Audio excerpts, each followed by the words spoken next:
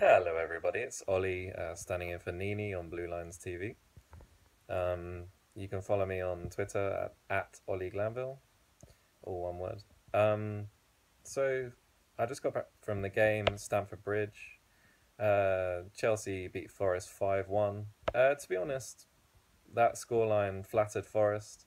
It could have easily been more. To be honest, it was basically a perfect day out, or night out. Everyone you wanted to score scored. Everyone you wanted to play played. And for 60 minutes, we were, you know, pretty much imperious with youngsters, with a nice blend of youngsters and experienced players. There were definitely standouts. And yeah, it was pretty much a perfect night out. Strange last 30 seconds. I don't know how they scored. They really didn't deserve it in the end, and it really could have been 7 or 8. Okay, so getting on to the players. So in goal, Willy Caballero got his competitive debut for Chelsea. He started off quite shakily. There was some problems with distribution really early on, but you expect that he's going to be rusty, having not played with the players very often. Um, yeah, he kind of grew into the game. Obviously, he didn't really have to make many saves, if any. There was one quite near the end where he smothered it quite comfortably. Um, but ostensibly, all that he had to do was distribute. And after you know, a couple of initial passes gone astray, um, yeah, he looked pretty comfortable.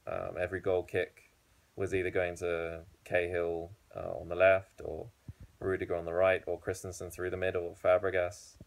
Um, but by the stage he got it, he was confident.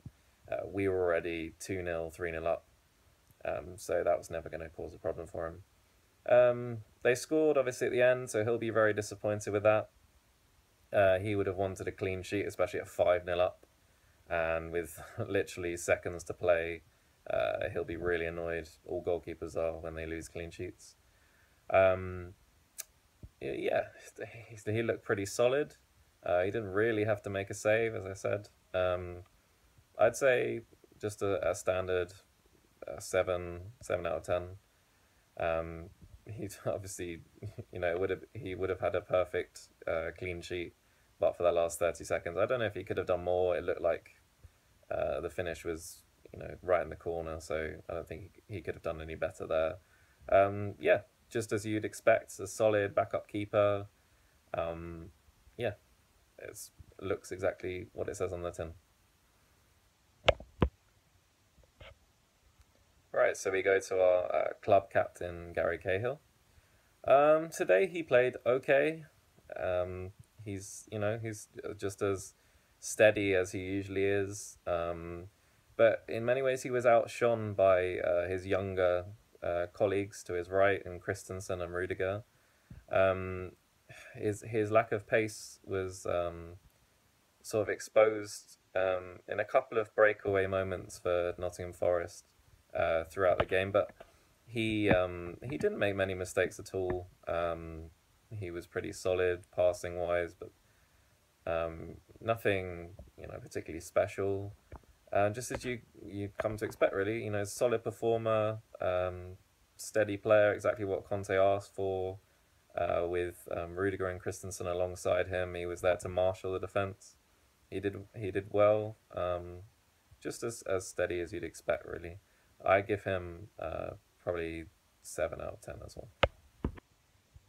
Okay, so playing central centre back, as we know, Conte thinks that Luis's replacement is going to be Christensen, a man who John Terry thinks is going to be the heir to his uh, illustrious throne at Chelsea. Big boots to fill, Andreas. Um, he's class. He's a class youngster. He's definitely ready for this. For the top level. This was never going to be a test for him. Um, he had one iffy moment in the entire game. Other than that, he takes the ball out from the back very well. His distribution is great. He's got good pace. He's got an intelligent brain. He doesn't dive in. Even under pressure, which is his biggest trait, is calmness under pressure. He can have 3, 4 players around him, and he'll pick the right pass. He's 2-footed. This is just what you asked for. He was taken off for one of the youngsters, which we'll come to at the end. And yeah, he was excellent all game. I'd give him 8 out of 10. Okay, so Cahill and Christensen were pretty excellent between them, but the standout performer today at the back was Antonio Rudiger. Now, people have been putting him down, saying he wasn't the star defender signing that we potentially were looking for, but the idea that we now have a 24-year-old for relatively cheap amount of money. I say relative because this transfer market was always going to be inflated. A player who can play right back, who can play centre back, all across the back ostensibly. He's just a very good player. He's intelligent on the ball. He's 2-footed. His passing range, which I'll come to in a second, is excellent. He's excellent in the air. And yeah, he was the stand-up performer today at the back, even though Andreas was excellent, because of his passing range. Now, Kennedy, who was playing left wing back, and we'll come to him in a second, he was making some intelligent runs to break the high line that Nottingham Forest were playing at the back. And Rudiger, people have been suggesting that his passing accuracy isn't that on point, but the reason for that is because he attempts a lot of risky passes. Now, the risk-reward, obviously, is a bit like Fabregas. When it doesn't come off, it looks like, why did you waste that pass? Why did you waste possession? But when it comes off, you're already in behind. You're already direct on goal.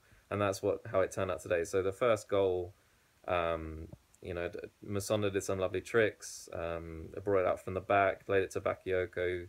He played it over to Rudiger, and Rudiger saw the run of Kennedy way out, and just like Azpilicueta, a nice early cross to the back post, perfectly weighted, and Kennedy could just stroll onto it and pass it in at the near post, and it was a beautiful goal. And the same with the fifth goal. Again, he saw Kennedy, and this time Rudiger was behind the halfway line. And he spotted the run of Kennedy, perfectly weighted over the top of the right back for Forest, and Kennedy could just stroll onto it again, and almost came up with a brilliant goal. But obviously Batshuayi gets his hat-trick with a nice reaction thigh-in. So I'm going to give Antonio Rudiger 9, we'll say 9 out of 10, because obviously he wanted that clean sheet. If he got the clean sheet, and I suppose it wasn't on his side, but still he didn't get a clean sheet. So despite the fact he basically got 2 key passes, 1 assist, and was excellent the entire game, I'll give him 9 out of 10. He was very impressive today. So at left wing back, we had Kennedy. Now, obviously, he's been outcast. This is his first proper game back after pre-season and the infamous Instagram incident. We won't go into that. He looked rusty initially, but he was making intelligent runs across the back four. Now, when players get caught offside a lot, like Kennedy was, then it's only a matter of time, usually, before the offside trap is broken. Now, that was the case for the first goal. He made a run from deep. He called early. Rudiger picked him out, and it was a lovely guided finish to the near post. And obviously from there, he was a lot more confident than he had been, obviously, coming into the game. And players like Kennedy thrive on that. I still don't think he's a left wing back personally. Having watched him in Brazil, I still think he's a right winger. And, you know, as evidenced by the fact that his ability in the final third far outmatches his ability, in the defensive third. And, you know, his finish was part and parcel of that. For the fifth goal, he made the run again from deep, catching the right back off guard. got in behind, is absolutely smashed it at the bar. It would have been a beautiful goal. I mean, he was unlucky, but obviously he gets the assist for Batshuayi's hat trick, so I guess he'll take that.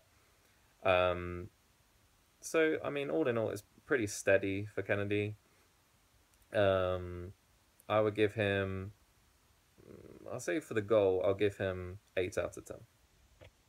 So at right wing back, we had Davide Zappacosta, obviously the new signing, endeared himself to the fans in Europe in midweek with that amazing cross-come shot. What a way to announce yourself. And he's getting his own chant, it seems, so hopefully we'll get to hear more of that away at Stoke.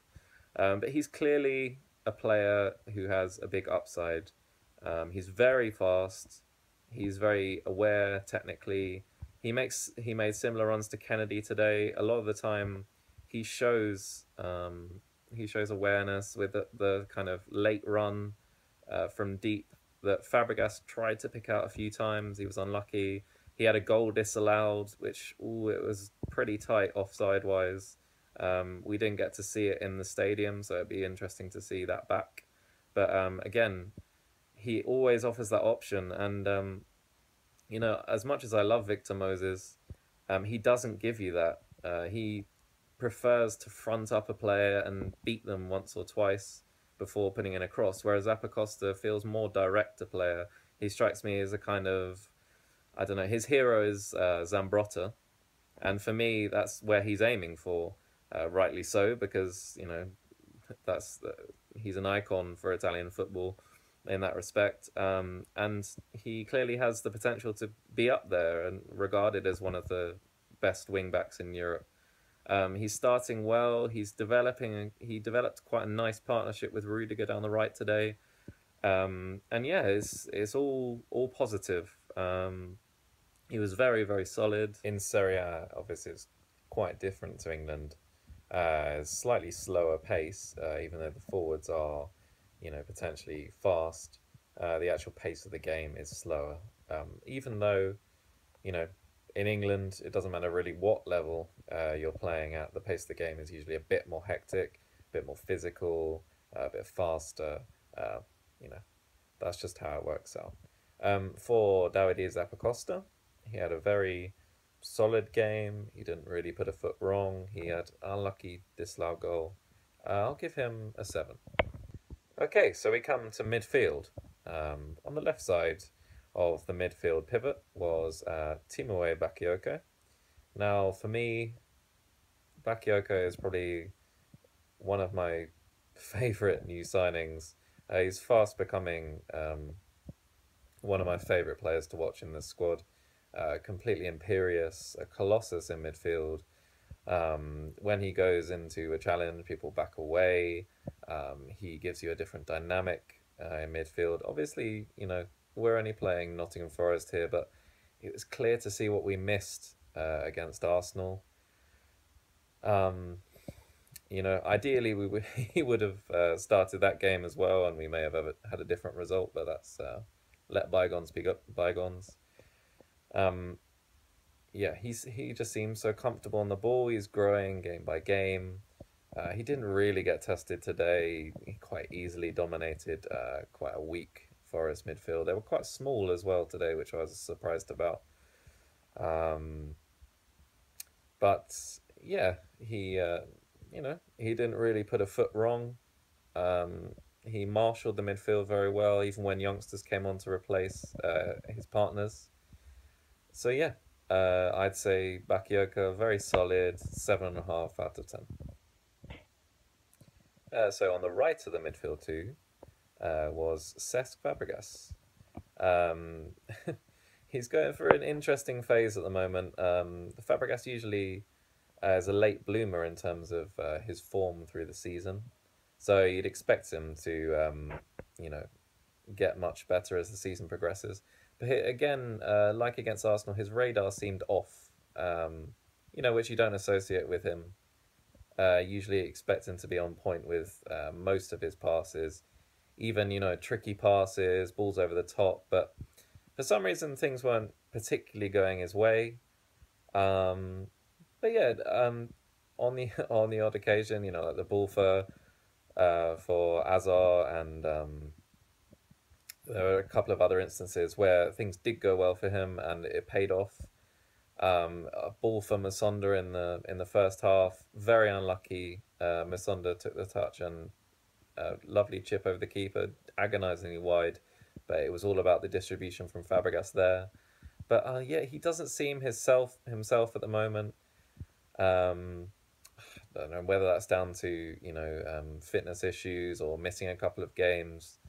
But yeah, I'm sure he'll get better the more minutes he plays. But it is clear the difference that Bakayoko gives you to someone like Fabregas. Obviously, he's more physical, and he's more dynamic. But Fabregas just isn't up to speed at the moment. He's slowing down play. He's not picking the right pass. But I think we need to stick with him because we know, obviously, he can be magical at times. So today I'll give him, I'll say a 6 out of 10. He was solid, but not as good as you'd expect from him. So we come to Nini's probably favourite debut today, other than maybe a youngster who we get on to later. But Charlie Masonda, finally making his debut. He's hyping it up as much as he can on Instagram, and he did impress today. He lived up to the billing. His celebration definitely lived up to the billing. He showed everyone what he thought about scoring his first goal. Yeah, and he played a part in the first goal with a lovely bit of manoeuvring, like Ronaldo, like chop with his left foot to cut inside, beating his man. And then obviously took his chance when he got it. A little bit of luck. He fired it low and hard under the keeper there. Tough to save. Ask Hugo Lloris. But yeah, he really enjoyed himself today.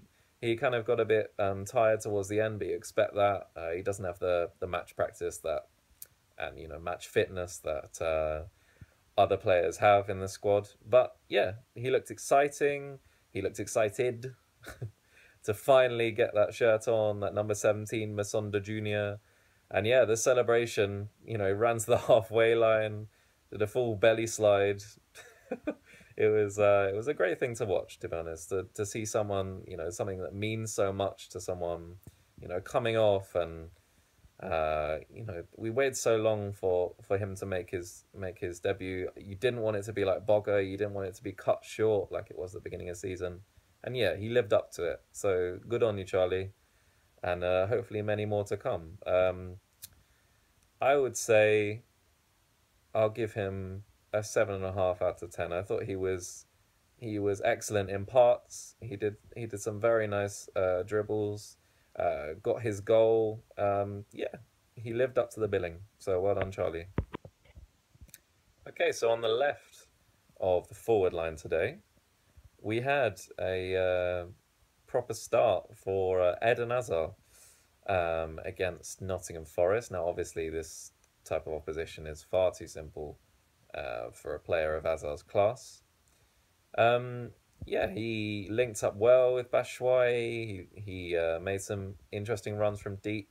It was interesting. Conte was suggesting that basically this was the end of his rehabbing stage from obviously his surgery in the summer.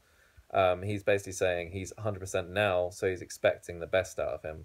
And it was clear that Hazard wanted to receive the ball deeper and make some surging runs just to show Conte that his fitness was up to scratch.